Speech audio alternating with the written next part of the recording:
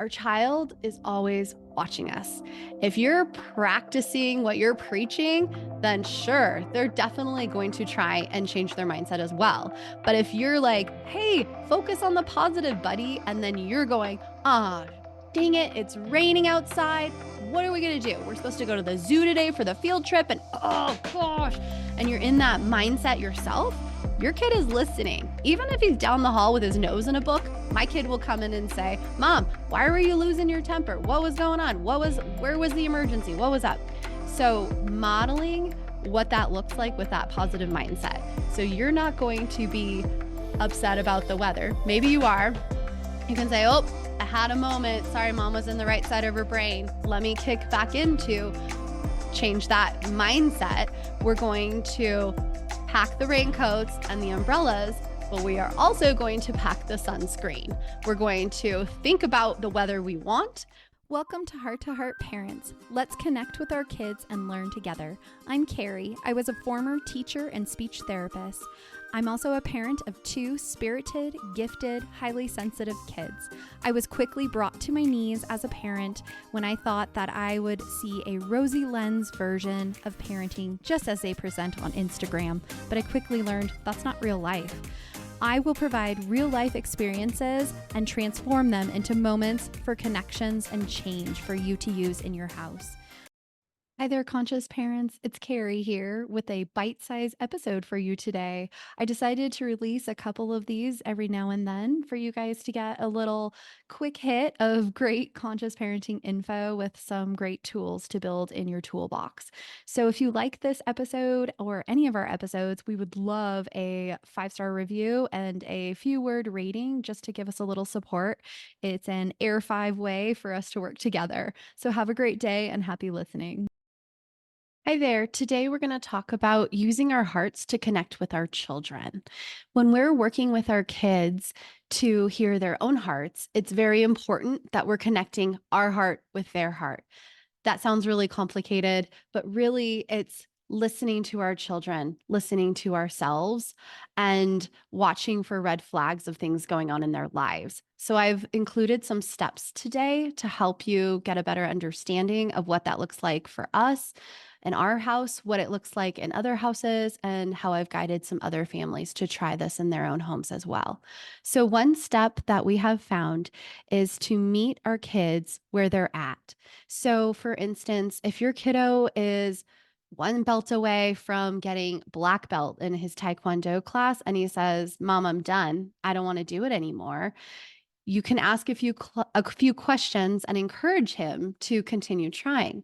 But I like to get to the bottom of what's going on. What is in his heart? What is this reason that he's suddenly taken this shift where he was motivated before and now something's changed? So we're not just going to shut the door and be done.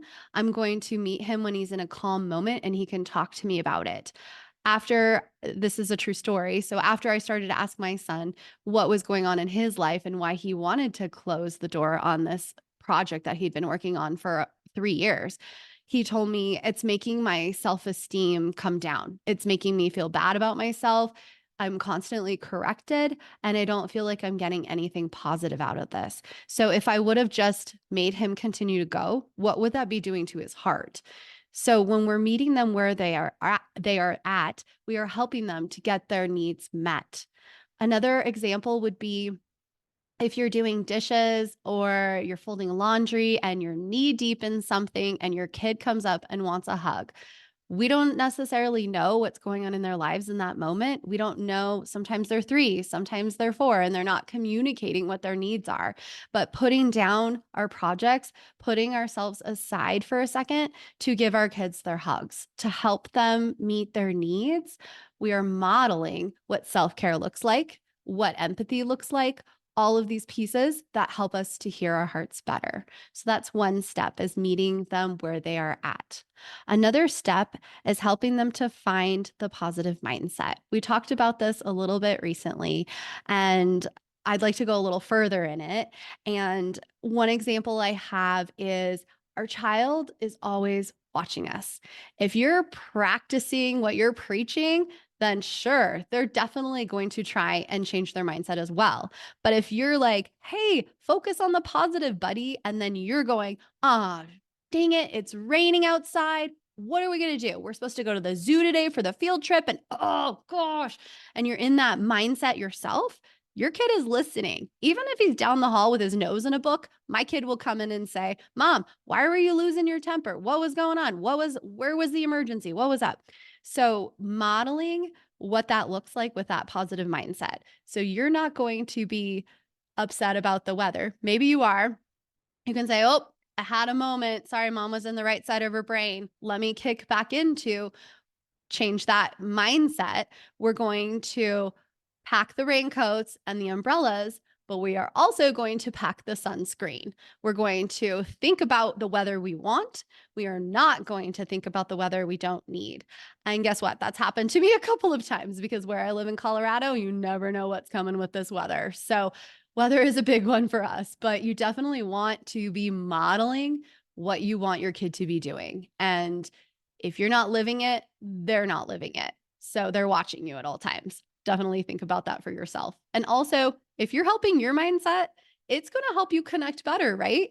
It's not easy to just tune in and hear our hearts right away. It's a work in progress, and it's something that you have to believe in yourself, especially when you're teaching your kid to believe in it as well. So, step number 3 is to help our kids find their passion. So, we're following their leads, we're following what they're interested in. You can see what books they're reading, you can see what pictures they're drawing. What are they drawn to? Some of us we're given these gifts right when we're born, and you can see it right away. Like my son, he always loved construction equipment right when he was 3 years old. He was pointing to 2 wheels on a back of trucks, and that was his thing. That was his jam. And from there on, it was like building anything with a yellow construction hat was very exciting to him. And that was his passion, was building. Little did we know that one little Lego set would turn into 5,000 Legos in our basement where our son will just go and build all day because that is his focus. That is where he finds his flow state. We are wanting to help everybody in life find our flow state. Don't we all want to have that flow? Why don't we start early? I knew when I was a kid it was with help. It wasn't people just started to draw it out in me that I could connect with other people heart to heart. And that was my gift as a kid. And I became a teacher, I became a speech therapist, and I was very highly sought after in both of these areas before I decided, well, I'm going to try something different. I'm going to be a mom. I'm going to try some other pieces, and I'm going to start teaching other people how to connect with our hearts too. But it was people around me that started to say, wow, she's really good with kids. Wow, she knows how to talk to people. She knows how to connect. She is really strong in those interpersonal skills, intrapersonal as well, knowing ourselves. So, as we're following our kids, we're watching. Sometimes it's not as evident. Like, actually, my daughter is not as easy to tell what her gift is. Sometimes she doesn't have an ick factor, so we're like, maybe she'll be a doctor one day.